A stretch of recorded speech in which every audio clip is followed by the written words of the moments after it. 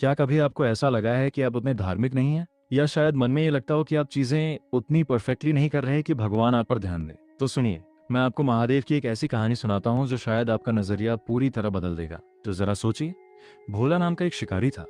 वह कोई बड़ा ज्ञानी या पंडित नहीं था। उसे एक मंत्र तक नहीं आता था। उसने आज तक कभी मंदिर में कदम भी नहीं रखा था।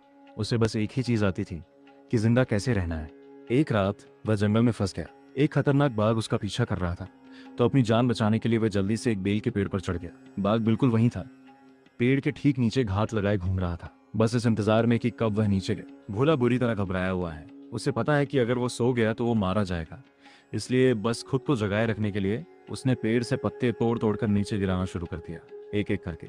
बाहर मूसलाधार बारिश हो रही है और वो ठंड से पूरी तरह ठिठुर रहा है। तभी उसे घर पर बैठे अपने बीवी बच्चों का ख्याल आता है, जो भूखे हैं और बेसब्री से उसका इंतजार कर रहे हैं। और वो रो पड़ता है। उसके वो गर्म आंसू बारिश की बूंदों में मिल जाते हैं और नीचे गिरने लगते हैं, ठीक उन पत्तों के साथ साथ। लेकिन भोला इस बात से बिल्कुल बेखबर था कि ठीक उसी पेड़ की जड़ों में एक प्राचीन शिवलिंग दबा हुआ था। और अनजाने में ही सही, वो पूरी रात महादेव को बेल पत्र और अपने आंसुओं का जल अर्पित करता रहा। सुबह हो गई, वो बाघ वहां से चला गया। थका हारा भोला पेड़ से नीचे उतरा और तभी अचानक पूरे जंगल में एक तेज, आंखों को चौंधिया देने वाली रोशनी फैल गई। उसने देखा कि साक्षात महादेव वहां खड़े थे। लेकिन ठीक उसी पल गांव का प्रधान पुजारी भागता हांफता वहां पहुंचा। उसके हाथों में दूध से भरे सोने के कलश और बेशकीमती फूल थे। महादेव को अपने सामने देख वो ही घुटनों के बल गिर पड़ा और जोर से बोला, हे प्रभु, आखिरकार मैंने पूरे 50 साल तक आपका जाप किया है। मुझे एक एक शास्त्र मुंह जुबानी याद है। आप निश्चित ही मेरे लिए आए हैं।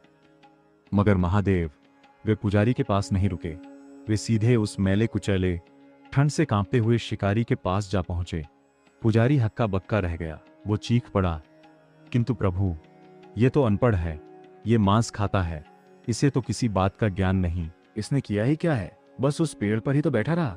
तब शिव उस पुजारी की ओर मुड़े और उन्होंने एक ऐसी बात कही जो मैं चाहता हूं कि आप सब अपनी पूरी जिंदगी याद रखें। वे बोले, तुमने मुझे सोने के कलश से जल चढ़ाया क्योंकि वो तुम्हारी विधि थी, एक रस्म थी।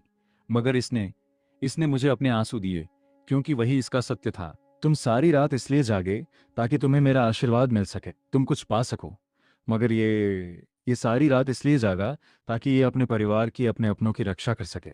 तब महादेव मुस्कुराए और बोले, ये दुनिया, ये तो बस तुम्हारे कर्मकांड और रस्में गिनती है। मगर मैं तो केवल तुम्हारे दिल का भाव तोलता हूँ। अगर आपको ये कहानी अच्छी लगी तो प्लीज इसे किसी ऐसे शख्स के साथ शेयर करें जिसे आज इसे सुनने की जरूरत है। लाइक और